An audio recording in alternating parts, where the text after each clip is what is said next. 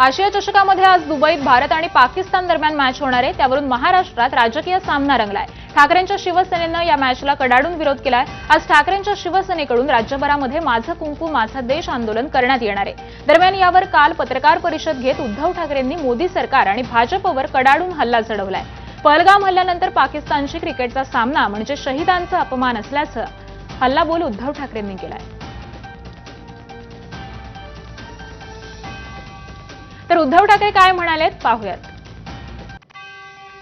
एक मोठ्या डब्यात सगळ्या जणी सिंदुराच्या पुढ्या त्याच्यात टाकतील आणि हे सगळे डबे राज्यभरातून मोदींना त्यांच्या पंतप्रधान कार्यालयामध्ये नजीकच्या पोस्ट ऑफिस मधनं, कारण त्याच्यात खासगी कुरिअर नेते जात नाही, त्याच्यामुळे ते जे काय अधिकृत मार्ग असेल त्या अधिकृत मार्गाने पंतप्रधान मोदींना हर घर से सिंदूर आता आम्ही पाठवणार आहोत। क्या इसका मतलब ये है कि वो बाला साहब की देशभक्ति पर आशंका ले रहे हैं, सवाल उठा रहे हैं? इतनी उनकी औकात है, इतनी उनकी औकात है क्या बाला साहब की देशभक्ति पर आरोप लगाने की इतनी औकात है भाजपा की? पहले आप वो, मैं तो कहता हूं औकात में रहे।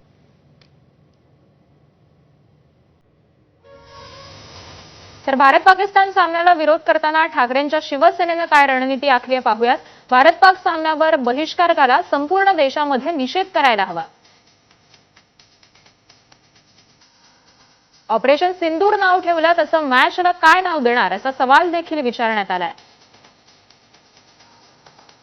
तर राज्यभरातून ठाकरेंच्या महिला आघाडीच्या कार्यकर्त्या सिंदूरचे डबे हे मोदींना पाठवणार आहेत। हॉटेल व्यवसायाच्या ठिकाणी स्क्रीनवर वा टीव्हीवर सामना दाखवू नये असं आवाहन देखील करण्यात आलंय। सामना न दाखवता देशभक्ती सिद्ध करा।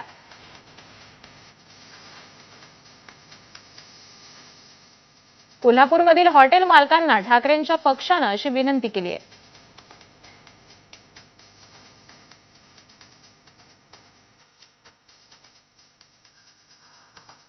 दरम्यान माझं कुंकू माझा देश आंदोलन नेमकं कुठे कुठे होणार आहे आपण पाहूयात। मुंबई दरबार, करीरोड नाका, विलेपार्ले, रेल्वे स्टेशन पूर्व, त्याचबरोबर विक्रोळी सुनील राऊतांच्या उपस्थितीमध्ये आंदोलन होणार आहे। तर वाशिममध्ये महिला अधिकाऱ्यांचं आंदोलन होणार आहे। मालेगाव महात्मा गांधी पुतळा आणि त्याचबरोबर शिर्डीच्या कोपरगावसह इतर तालुक्यांमध्ये देखील आंदोलन होणार आहे।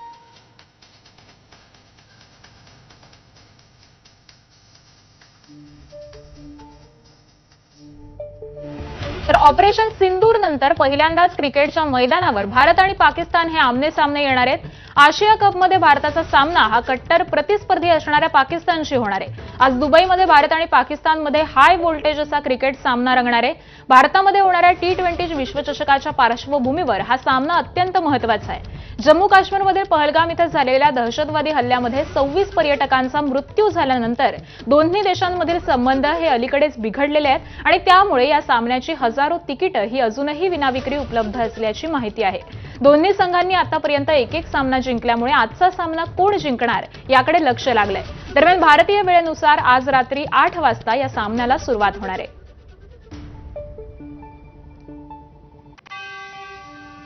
आशिया कपमध्ये भारताचा संघ पाकिस्तान विरोधातील सामना का खेळतोय या संदर्भात माजी क्रीडा मंत्र्यांनी काय स्पष्टीकरण दिलंय पाहूयात। बायलैटरल टूर्नामेंट भारत पाकिस्तान के साथ नहीं खेलता। कई वर्षों से हमने ये निर्णय किया है कि भारत पाकिस्तान के साथ बायलैटरल नहीं खेलेगा जब तक पाकिस्तान भारत पर आतंकवादी हमले या कार्रवाई बंद नहीं करता है और जब तक पाकिस्तान आतंकवाद को खत्म नहीं करता। दरम्यान पाकिस्तान सोबत सध्या तरी कुठलाही सामना खेळू नये असं आपलं वैयक्तिक मत असल्याची प्रतिक्रिया ही माजी क्रिकेटपटू आणि राज्यसभा खासदार हरभजन सिंग यांनी दिली आहे। ये ऑपरेशन सिंदूर हुआ और उसके बाद सब लोगों ने बोला कि क्रिकेट नहीं होनी चाहिए, व्यापार नहीं होना चाहिए। हम लोग अभी लेजेंड्स खेल रहे थे, हमने तो खेला नहीं वो मैच। ये अपनी अपनी सोच की बात है, अपनी समझ की बात है। मुझे लगता है कि जब तक देशों के रिलेशंस ठीक ना हो जाए तो फिर क्रिकेट या व्यापार नहीं होना चाहिए। वो मेरी अपनी सोच है। आज होणाऱ्या भारत पाकिस्तान सामन्याला डोंबिवलीकरांनी विरोध केलाय। पहलगाम हल्ल्यातील शहीदांना आदरांजली म्हणून डोंबिवलीकर आजचा सामना पाहणार नसल्याचं ठाकरेंच्या शिवसेनेचे जिल्हा प्रमुख दीपेश म्हात्रे यांनी म्हटलंय. पहलगाममध्ये अतिरेक्यांनी केलेल्या हल्ल्यामध्ये डोंबिवलीतील तिघांचा मृत्यू झाला होता. त्यांना आदरांजली म्हणून डोंबिवलीकरांनी आजचा सामना न पाहण्याचा निर्णय हा घेण्यात आलाय. इंडिया पाकिस्तानचा क्रिकेट सामना आहे. या सामन्याचा मी तीव्र शब्दामध्ये निषेध करतो. डोंबिवलीकरांसाठी व आमच्यासाठी ही खूप वैयक्तिक घटना आहे. पहलगाममध्ये जी घटना घडली त्याच्यामध्ये 3 लोक डोंबिवलीकर आमचे जे शहीद झाले होते त्यांना आदरांजली म्हणून डोंबिवलीकर कुणीही हा क्रिकेटचा सामना पाहणार नाही. तर ठाकरेंच्या शिवसेनेच्या शरद कोळींनी काय इशारा दिलाय तोही पाहूयात.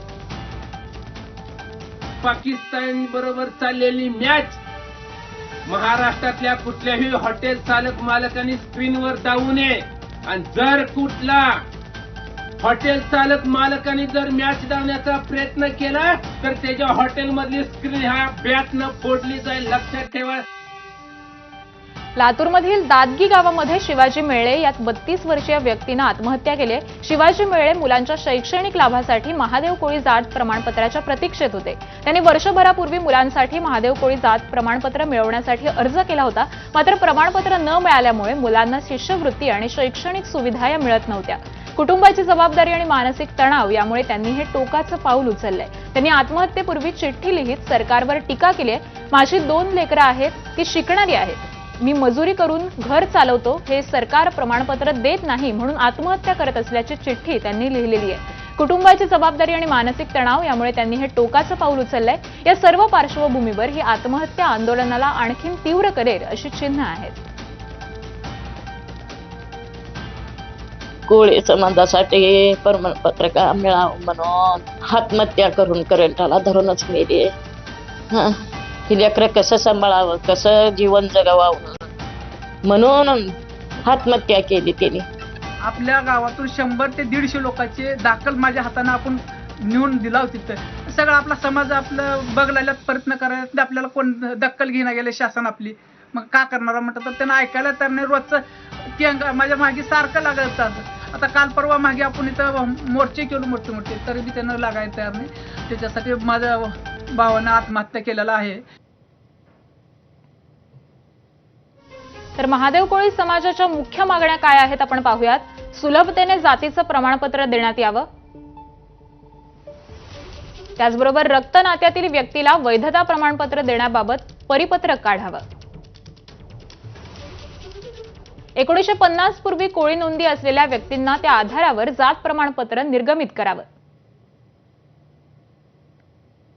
निर्गम उतारा, टीसी, वडिलांचं जात प्रमाणपत्र 36A च्या नोंदीनुसार जात प्रमाणपत्र निर्गमित करावं. तर जे निकष महाराष्ट्रातील इतर भागात आहेत तेच निकष लावून आम्हाला लाभ द्यावा असं महादेव कोळी समाजानं मागणी केलेली आहे.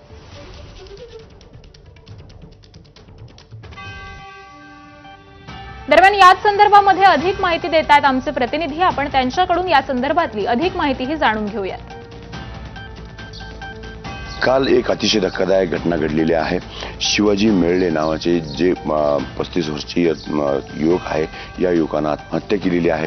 कारण महादेव कोळी जातीचं प्रमाणपत्र काढण्यासाठी मागील 2 वर्षापासून ते विविध कार्यालयामध्ये खेटे घालतायत. त्यांची जी 2 मुलं आहेत ती हुशार आहेत. मोलमजुरी करून जगणाऱ्या या व्यक्तीने प्रचंड प्रमाणात पैसा यासाठी खर्च केला, मात्र हातामध्ये प्रमाणपत्र पडलं नाही. आणि त्यामुळे नैराश्यातून त्या व्यक्तीनं काल करंटचा धक्का घेत जीव दिलेला आहे. आणि यामुळे आता महादेव कोळी, मल्हार कोळी जातीच्या प्रमाणपत्राचा विषय ऐरणीवर आलेला आहे. मुख्यत्वे महादेव कोळी, मल्हार कोळी ही ST या प्रवर्गात येणारी आदिवासी जमात आहे. आणि त्याबाबत महाराष्ट्रामध्ये जे निकष आहेत ते मराठवाड्यामध्ये लागू नाही आहेत. त्याच कारणामुळे या ठिकाणी STचं प्रमाणपत्र काढण्यासाठी या प्रवर्गातील लोकांना मोठा संघर्ष करावा लागतो. आणि ह्या संघर्षामध्ये प्रमाणपत्र मिळत नाही. प्रमाणपत्र मिळालं तर त्याची व्हॅलिडिटी करून घेताना प्रचंड खर्च करावा लागतो. या सर्व कारणामुळे ही जी लोकांना कष्ट करावं लागतं, यासाठी सातत्याने या भागामध्ये संघर्ष होतोय आणि विविध आंदोलनं होतात. मात्र सरकारकडून आश्वासनाच्या पलीकडे या भागातील लोकांना काही मिळत नाही. आणि त्याच संघर्षातून मेळेसारख्या व्यक्तींना आत्महत्या केलेली आहे. आणि ही सर्वात दुःखदायक बाब आहे. धाराशिवमधील बंजारा समाजाचा तरुण पवन चव्हाणनं आत्महत्या केली आहे. पवन चव्हाणनं बंजारा समाजाच्या आरक्षणाच्या मागणीसाठी आत्महत्या केल्याचा दावा हा त्याच्या कुटुंबियांकडून करण्यात आलाय. पवन चव्हाण हा पदवीधर बेरोजगार होता. त्याचं वय 32 वर्ष होतं.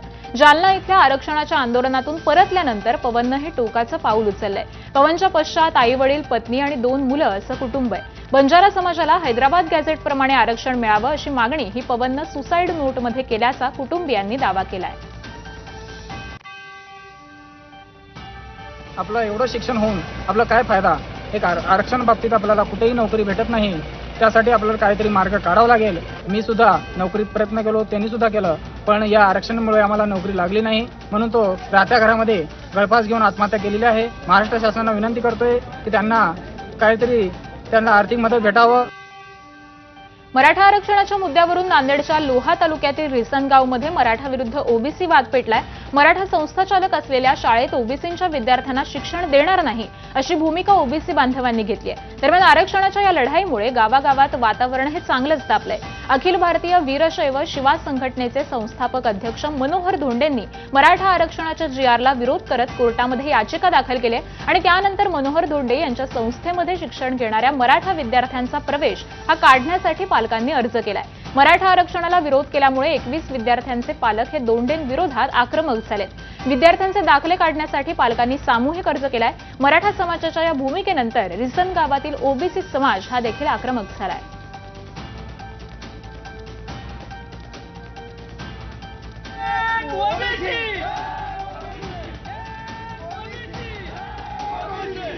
या रद्द करायला मुंबई उच्च न्यायालयामध्ये याचिका दाखल केली म्हणून मराठा पालकांनी पीसी काढायचा अर्ज दिला असं त्यांनी सांगितलं. म्हणजे ह्या खालच्या पातळीवरती जाण्याची आवश्यकता नाही. आमच्या ओबीसींच्या किती संस्था आहेत? शिक्षण संस्था. मग शिक्षण संस्था तर महाराष्ट्रभर कोणाच्या आहेत? मग तिथं ओबीसीच्या पालकांनी पीसी काढून घ्याव्यात का? अखिल भारतीय वीरशैव शिवा संघटनेचे संस्थापक अध्यक्ष मनोहर धोंडेंविरोधात लिंगायत महासभा संघटनेनं भूमिका जाहीर केली आहे. मनोहर धोंडेंनी मराठा आरक्षणाच्या जीआर विरोधात कोर्टात याचिका दाखल केली. मात्र मनोहर धोंडे यांच्या भूमिकेशी लिंगायत समाज हा सहमत नाही असं लिंगायत महासभा संघटनेच्या विजयकुमार हत्तुरे यांनी स्पष्ट केलंय. मराठा समाजानं स्वतंत्र लिंगायत धर्माच्या मागणीला ठिकठिकाणी पाठिंबा दिलाय आणि त्यामुळे त्यांच्या आरक्षणाला विरोध करणं हे चुकीचं असल्याचं हत्तुरे म्हणाले. एखाद्या समाजाला विरोध करून आपल्याला काही मिळणार नाही. त्यामुळे मनोहर धोंडे प्राध्यापक आहेत, हुशार आहेत. ते एखादं त्यांची स्वतंत्र पार्टी आहे, हा त्यांचा स्वतंत्र विचार असेल. ते वीरशैववादी आहेत, परंतु आम्ही लिंगायतवादी लोक त्यांना बसवणं मानतो. या गोष्टीचा आम्ही निश्चितच याचा धिक्कार करतो. तर मनोज जरांगेंच्या मागणीनंतर राज्य सरकारकडून सातारा गॅझेट लागू करण्याच्या हालचाली सुरू झाल्यात. सातारा गॅझेट आणि औंध गॅझेट अहवाल हा पुढच्या आठवड्यात सादर होणार आहे. हैदराबाद गॅझेटशी मिळतं जुळतं निकष या गॅझेटमध्ये लावण्यात आले. या निर्णयामुळे पश्चिम महाराष्ट्रातील मराठा समाजाला मोठा फायदा होणार आहे. प्रयत्न सरकारचा आहे की ते डॉक्युमेंट्स उपलब्ध व्हावी, ते ऑथेंटिक असावीत आणि त्या आधारे त्याचं पुन्हा ट्रान्सलेशन करावं लागतं. ही सगळी प्रक्रिया सुरू झाली असेल, पण या बाबतीत जी काय अधिकृत भूमिका आहे ती मंत्रिमंडळ आरक्षण उपसमितीमध्ये हा विषय जेव्हा चर्चेला येईल आता मंगळवारच्या बैठकीत, त्यानंतर आमचे समितीचे अध्यक्ष विखे पाटील साहेब अधिकृतपणे आपल्याला सांगतील. शरद पवारांच्या राष्ट्रवादीचं आज नाशिकमध्ये शिबिर होणार आहे. स्थानिक स्वराज्य संस्थांच्या आगामी निवडणुकीच्या पार्श्वभूमीवर शरद पवारांनी देखील तयारीला सुरुवात केली आहे. या शिबिरामध्ये पक्ष संघटना बळकट करण्यासोबतच आगामी निवडणुकांसाठी रणनीती आखली जाणार आहे. या शिबिरामध्ये शरद पवार यांच्यासह पक्षाचे वरिष्ठ नेते आणि पदाधिकारी उपस्थित राहणार आहेत. शिबिराच्या माध्यमामधून पक्षामध्ये कार्यक्रमामध्ये नवचैतन्य निर्माण करण्यासाठी हा प्रयत्न केला जाणार आहे. राष्ट्रवादी काँग्रेस शरदचंद्र पवार पक्षाचं 1 दिवसीय शिबिर आज नाशिकमध्ये पार पडत आहे आणि त्यासाठी नाशिकमधल्या अडगाव परिसरामध्ये असणाऱ्या श्री स्वामीनारायण बँक्वेट हॉल या ठिकाणी व्यवस्था करण्यात आली आहे. या शिबिराच्या निमित्तानं आगामी स्थानिक स्वराज्य संस्थांच्या निवडणुकांमध्ये कशा पद्धतीनं आपण सामोरे जायचं आणि कशा पद्धतीनं आपण ह्या निवडणुका लढायच्या आहेत या संदर्भातलं मार्गदर्शन करण्यात येणार आहेत। याच्यामध्ये वेगवेगळे बाहेरचे वक्ते देखील बोलवण्यात आलेले आहेत। सुभाष वारे असतील, अशोक वानखेडे असतील, यासोबतच माजी मंत्री जितेंद्र आव्हाड जे सध्या निवडणूक प्रक्रियेसंदर्भामध्ये बोलणार आहेत। तर माजी प्रदेशाध्यक्ष जयंत पाटील हे पक्षाच्या आगामी स्थानिक स्वराज्य संस्थांच्या निवडणुकांमधली भूमिका कशी असेल या संदर्भामध्ये बोलणार असल्याची माहिती आहे। ती व्यवस्था आपण या ठिकाणी पाहतोय। देवा भाऊ नावाचं कॅम्पेन सध्या महाराष्ट्रात चर्चा आहे, त्या कॅम्पेनला देखील देवा याची उत्तरं मिळणार का अशा पद्धतीचं एक आशयाचं जाहिरात सर्व दैनिकांमध्ये देण्यात आली आहे आणि मुख्यमंत्र्यांना काही प्रश्न जे आहेत ते पक्षाच्या वतीने विचारण्यात आले। कॅमेरामन अनिल संगरसह निलेश बुदावली, एबीपी माझा, नाशिक। पुण्याच्या मुंढवा भागामध्ये पाणी पुरवठ्याबाबत नागरिकांनी उपमुख्यमंत्री अजित पवारांकडे गाऱ्हाण मांडलंय। त्यानंतर अजित पवारांनी थेट महापालिकेच्या पाणी पुरवठा विभागाचे अधिकारी नंदकुमार जगताप यांना फोन करून भेटण्यास सांगितलं। मागील काही महिन्यांपासून मुंढवा भागामध्ये पाण्याचा मोठा प्रश्न निर्माण झालाय आणि त्यामुळे पहाटेच या भागातले काही नागरिक हे अजित पवारांना भेटायला आले आणि त्यांनी पाण्याच्या प्रश्नाची समस्या ही त्यांच्या समोर बोलून दाखवली। जगतापूरच्या मी कमिशनर, ऍडिशनल कमिशनर आम्ही सगळेजण इथं आहोत। तर पुढचं मोडवा चौकामध्ये येऊ शकाल तुम्ही 10-15 मिनिटं? मग असं करा ना, गाडी तळावर या। माजी आमदार बच्चू कडूंनी पुन्हा एकदा मुख्यमंत्री फडणवीसांवर टीकेची झोड उठवली आहे। पीक विमा कंपन्यांचा दाखला देत त्यांनी फडणवीसच आका आहेत असा हल्लाबोल केलाय। राज्यामध्ये अर्ध्याहून जास्त मंत्री आका आहेत आणि फडणवीस मोठे आका आहेत असं कडू म्हणाले। पीक विमा कंपन्या फसव्या आहेत, त्यामुळे देशामध्ये भ्रष्टाचार करण्याची स्पर्धा लागली आहे असं देखील कडूंनी म्हटलंय। गुजरातमध्ये तर ह्या कंपन्या फिरकत पण नाही। एकाही इन्शुरन्स कंपन्या पीक विमा गुजरातमध्ये कुठेही कोणत्याही शेतकरी काळात नाही, ते फसवे आहे। फिर इकट्ठा होके बेचो, सगळे आका आहे, सगळे मंत्री अर्धे अधिक मंत्री आका आहे त्या खात्याचे। ते फक्त पैसे कमवालेच ते मंत्रीपद घेतात, दुसरं काही नाही। सगळ्यांचे आका कोण आहेत? तेच आपले देवेंद्रजी। मंत्री गिरीश महाजनांनी जळगाव जिल्ह्यामध्ये त्यांच्या जामनेर मतदारसंघात पक्षाच्या जिल्हा कार्यशाळेमध्ये कार्यकर्त्यांना मार्गदर्शन केलं। यावेळी त्यांनी विरोधकांची तोंड बंद करा, त्यांना पक्षात घ्या, कोणाच्याही पक्षप्रवेशाला विरोध करू नका असा सल्ला हा कार्यकर्त्यांना दिलाय।